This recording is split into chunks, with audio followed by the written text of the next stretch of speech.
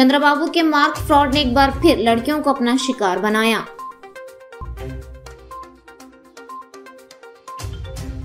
नंदियाल के साबिक एमएलए शिल्पा रविचंद्र किशोर रेड्डी ने रियासत के वजीर आला चंद्रबाबू नायडू को बनाया तनकीद का निशाना। मरकजी हुकूमत को गुड गवर्नेंस का दावा करने का हक नहीं है, एपीसीसी के तर्जुमान तुलसी रेड्डी।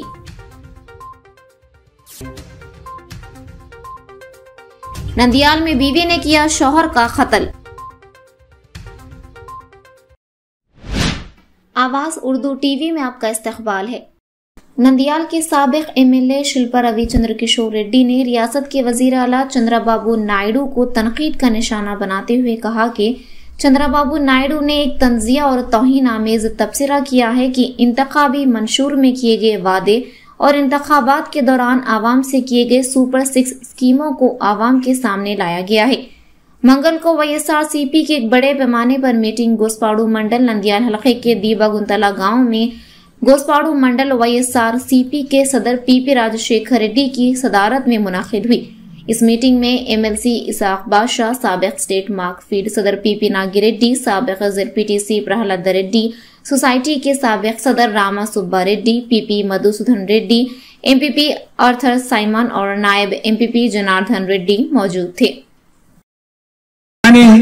మన హయాంలో తల్లికి వందనం పేరుతోటి ఎంతమంది తల్లులకు ఇచ్చినారయ్యా అంటే దీవగుంట్ల గ్రామంలో 578 మంది తల్లులకి లబ్ధి చేకూరాయి।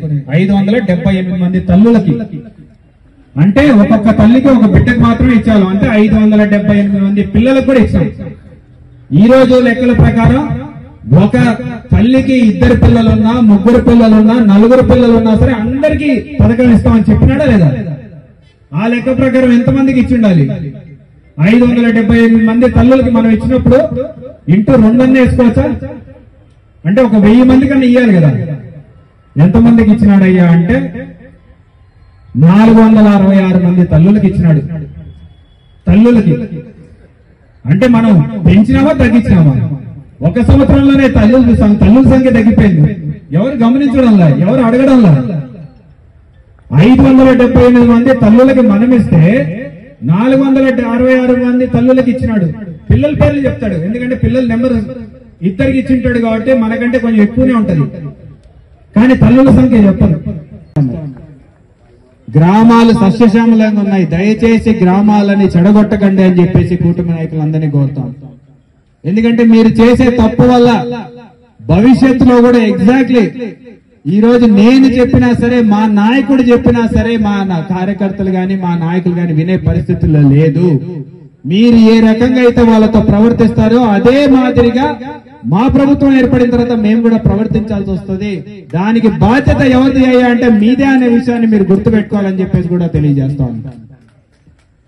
ఎందుకంటే ఈ రోజు మీరు ఏ రకంగా ప్రవర్తిస్తారో అదే మాదిరిగా మేము ప్రవర్తిస్తాం। మీరు నేర్పించిన ప్రతి పాఠాన్ని నేర్చుకొని మీకే మళ్ళీ తిరిగి అప్పచెప్తామని చెప్పేసి కూడా తెలియజేస్తాం। ఈ ఒక్కటి మిగిలిపోయింది, ఈ ఒక్కటి చేయాలంటే ఆంధ్రప్రదేశ్ అమ్మాల్సి వస్తుంది, కాబట్టి చేయలేకపోతున్నాం తల్లి, అర్థం చేసుకోండి అని చెప్పి నేను చెప్పలే, అచ్చెన్నాయుడు గారు చెప్పినారు। ఆ రోజు తెలీదా సార్ అని అడుగుతాను। ఆ రోజు అది అమలు సాధ్యం కాని హామీ అనేది ప్రతి ఒక్కరికి తెలుసు, కానీ ఎక్కడో మనసులో ఒక చిన్న ఆశ, ఏదోలే వస్తే ఇస్తాడేమో అని చెప్పేసి ఒక ఆయన చెప్పినాడు। కొంతమంది ఎందుకు టీడీపీకి వేసినారు, మన జగన్మోహన్ రెడ్డి గారు అంటే అభిమానం కదా, ఎందుకు టీడీపీకి వేసినారంటే, సార్ చంద్రబాబు నాయుడు గారు ఓటు వేసేది లాటరీ లాంటిది, తగిలింది లేకపోతే ఇదైతే గ్యారంటీ, ఇదైతే ఉంది, ఇది ఆడికి పోదు, అది ట్రై చేద్దాం। లాటరీ తగిలింది అనుకో ఏమో కొంచెం పెరుగుతాయేమో, లాటరీ తగలకపోతే మాత్రం జగన్మోహన్ రెడ్డి గారు సేఫ్ గా చూసుకుంటారు కదా। ఇక్కడ కూడా మనం చూస్తున్నాం, మన గ్రామాల్లో కూడా 5 సంవత్సరాలు నాకు ఇప్పుడు అనిపిస్తుంది మనం తప్పు చేసినామో అని చెప్పి। 5 సంవత్సరాలలో మనం ఎవరి పొట్ట కూడా కొట్టలే, గ్రామాలలో రేషన్ షాపులు పీకేయమని చెప్పి మీరు అడగల, మనము చేయలే, విఓఎల్ ని పీకేయమని చెప్పి మీరు అడగల, నేను చేయలే, లేకపోతే ఆఖరికి చెత్త ఊడ్చే వాళ్ళని తీసేయమని చెప్పేసి మీరు అడగల, మనము చేయలే। కానీ ఈరోజు వాళ్ళ మీద కూడా ప్రతాపం చూపిస్తారు, ఫీల్డ్ అసిస్టెంట్లని తీసేస్తారు, విఓఏలని తీసేస్తారు, రేషన్ షాప్ డీలర్లని తీసేస్తారు. అన్యాయంగా తప్పు లేకపోయినా సరే తప్పు ఉంది అని చెప్పి మరీ చేస్తారు. అధికారులందరికీ కూడా ఒకటే తెలియజేస్తా ఉన్నా, ఈ రకంగా 5 సంవత్సరాల పాటు మీరు ఇదే నంద్యాలలో మీరు హ్యాపీగా పనిచేసినారు. ఇదే నంద్యాలలో ఒక్కరు కూడా ఇబ్బంది పడకుండా అందరూ సంతోషంగా పనిచేసినారు. ఆ రోజు మిమ్మల్ని మేము ఎప్పుడు ఇబ్బంది పెట్టాలి. కానీ ఈ రోజు మీ యొక్క చర్యల ద్వారా కొంతమంది మమ్మల్ని ఇబ్బంది పెడుతున్నారు, మా పార్టీ నాయకులను ఇబ్బంది పెడుతున్నారు, మా పార్టీ కార్యకర్తలను ఇబ్బంది పెడుతున్నారు. అటువంటి అధికారులందరికీ తెలియజేస్తున్నాం, మాకు టైం వస్తుంది. మళ్ళీ 4 సంవత్సరాల తర్వాత వచ్చేది జగన్మోహన్ రెడ్డి గారి పార్టీ, వైఎస్ఆర్ కాంగ్రెస్ పార్టీయే. వచ్చినప్పుడు మాత్రం ఏ ఒక్కరిని కూడా మర్చిపోము అని చెప్పేసి ఈ సందర్భంగా తెలియజేస్తాను. నేను మర్చిపోయినా మీరు మర్చిపోకూడదు, నాకు గుర్తు చేయాలి. ఎవరిని కూడా వదిలిపెట్టకూడదు. ఎందుకంటే వాళ్ళు ఏమనుకుంటుంటారంటే, సర్లే అబ్బాయి ఏముంది, పక్కన మా బంధువు ఉన్నాడు, ఆయన తీసుకొని అన్నకాడికి పోతే మళ్ళీ ఇంకొకసారి ఇస్తారంట. ఈసారి ఎవరిని వదిలిపెట్టేది లేదు. ఎందుకంటే మనల్ని అన్యాయం, మన వాళ్ళకి అన్యాయం చేయొద్దని మాత్రం అడుగుతున్నాం. మనం ఎక్కడ మా వాళ్ళకి ఇది దోచిపెట్టు అది దోచిపెట్టు అని అడగడంలా. నేను కేవలం అధికారులను కూడా ఒకటే, పక్షపాత ధోరణి వద్దు. మీరు నా అధికారులు, మీకు అందరూ సమానమే. కక్షగట్టి తెలుగుదేశం కార్యకర్తల్లాగా మీరు వ్యవహరిస్తే మాత్రం మీరందరూ తప్పకుండా ఇబ్బంది పడతారు అని చెప్పేసి కూడా ఇప్పుడే తెలియజేస్తున్నా. దాని తర్వాత నంద్యాల కాకపోతే పాణ్యము, పాణ్యం కాకపోతే శ్రీశైలం అని చెప్పేసి ఎవరు అనుకున్నా సరే నంద్యాల జిల్లాలో కూడా ఉండనీయకుండా చూసుకునే బాధ్యత మేము తీసుకుంటామని చెప్పేసి కూడా తెలియజేస్తాం.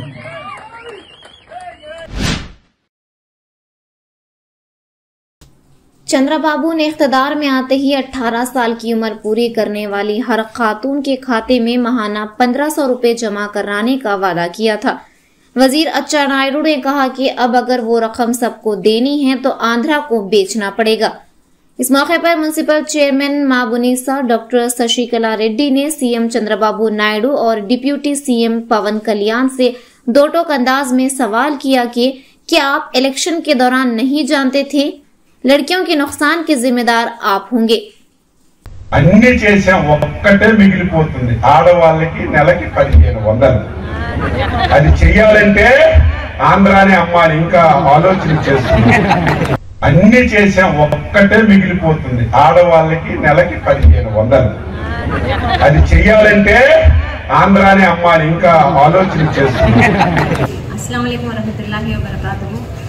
अब आंध्र प्रदेश राष्ट्र में पूरा जो कूटमी प्रभुत्व चंद्रबाबू नायडू, पवन कल्याण, बीजेपी इन सो भी बातें बोल को हुकूमत में आई, मगर आई को से भी हर एक अवतार भी हो इंसान पूरे जनाभा को मौसम कर को आज कूटमी प्रभुत्व आया। जो तल्ली के वंदना, फ्री बस, आड़बिड्ड सहाय निधि, ऐसा हर एक जना के घर आपको बांटना देखो।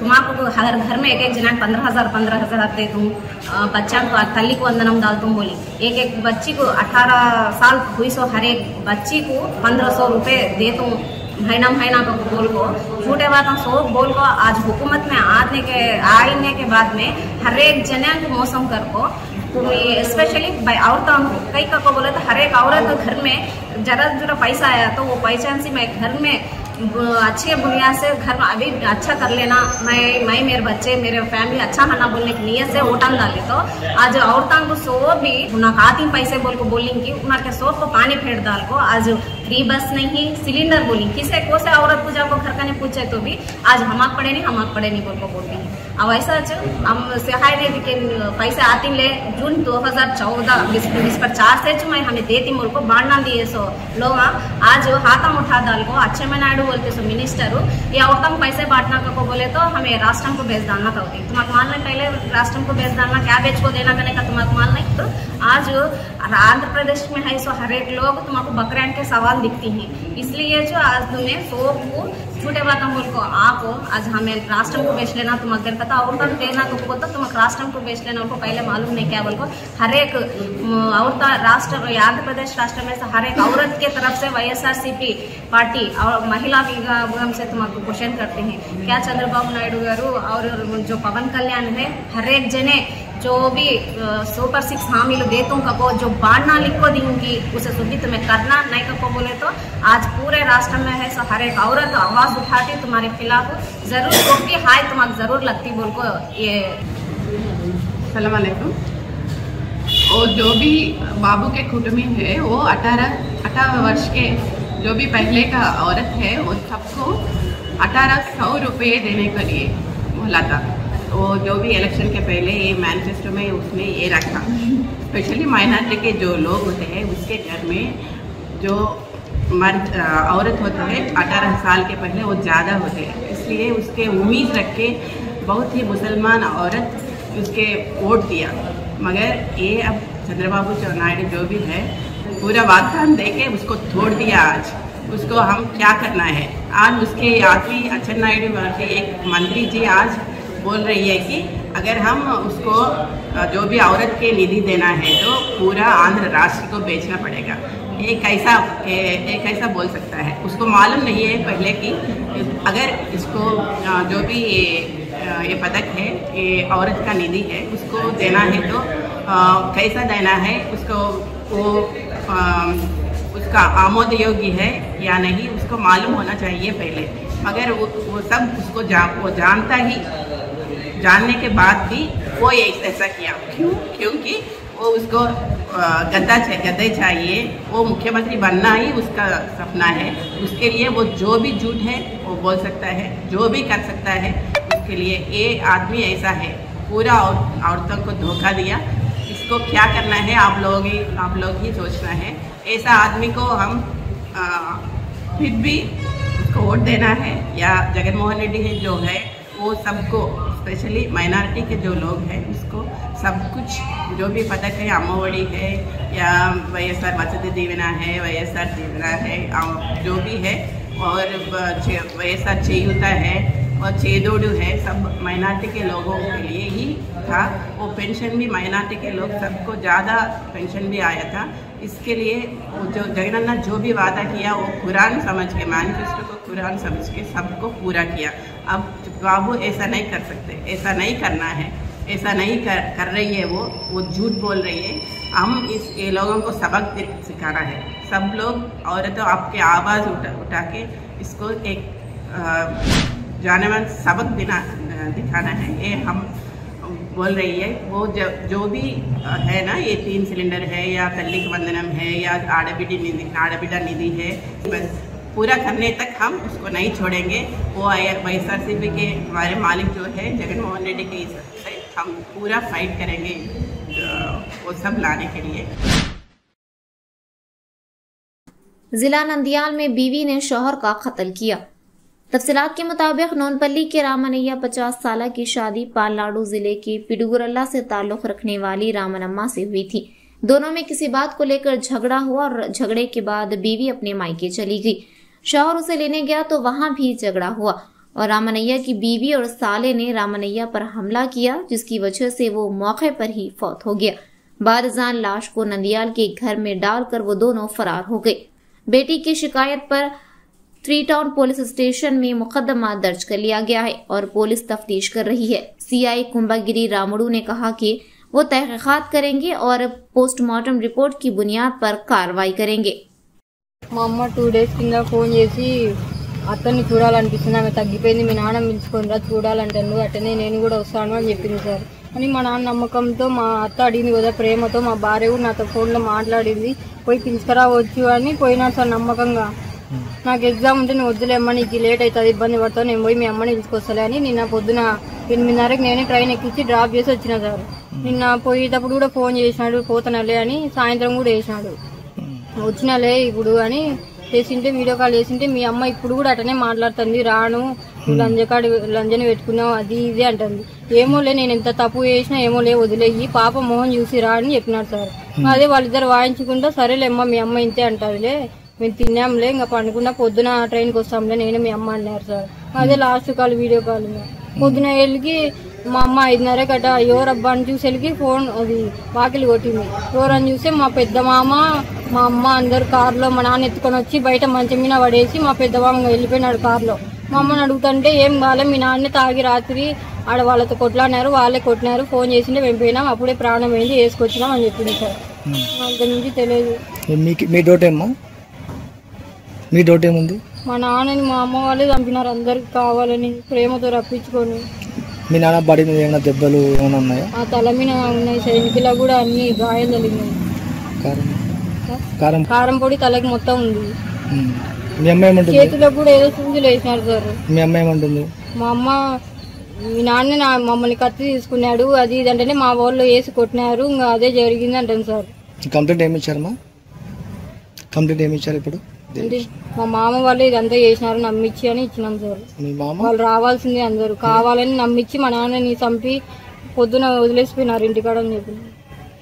మా మామూలు రావాల్సిందే సార్ అందరూ. మా పెద్ద మామ మా అక్క వాళ్ళ ఉంచుకున్న ఆయన. మీ అమ్మ మీద? మీ అమ్మ మీద? మా అమ్మ మీద. पार्लिमानी जिले के अपने दौरे के एक हिस्से के तौर पर एपीसीसी के चीफ तर्जुमान डॉक्टर तुलसी रेड्डी ने नंदियाल जिले में कोयलाकुंटला का मुआयना किया। बाद अज़ान उन्होंने कोयलाकुंटला कांग्रेस पार्टी दफ्तर में सहाफती कॉन्फ्रेंस से मुखातिब करते हुए कहा कि मरकजी हुकूमत को गुड गवर्नेंस का दावा करने का हक नहीं है। मरकजी हुकूमत के इख्तदार में आने के 14 माह गुजरने के बाद भी उसने एक घर की तामीर का काम शुरू नहीं किया। उन्होंने मरकजी हुकूमत को तनकीद का निशाना बनाते हुए कहा कि हुकूमत ने इन 14 महीनों में 1.86 करोड़ रुपया कर्ज लेकर एक तारीखी रिकॉर्ड बनाया है।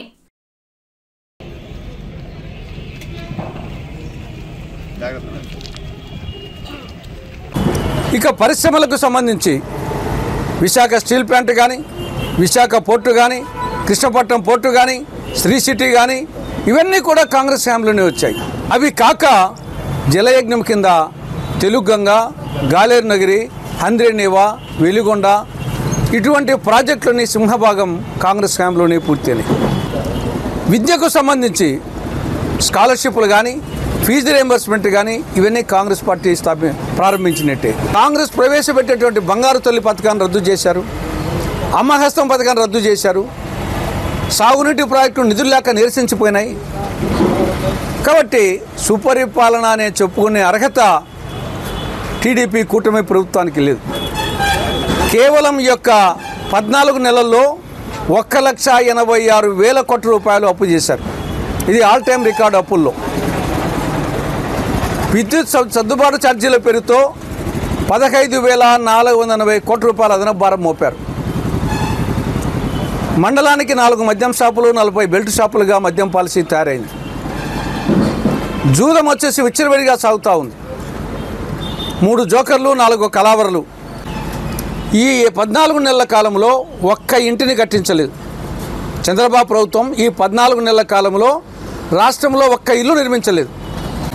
కానీ ఇదే కాంగ్రెస్ ప్రభుత్వము 2004 నుంచి 2014 లోపల 65 లక్షల ఇల్లు కట్టించింది उमड़ी आंध्र प्रदेश लो। मजीद इसी तरह के खबरों को जानने के लिए आप देखते रहिए आवाज उर्दू टीवी चैनल।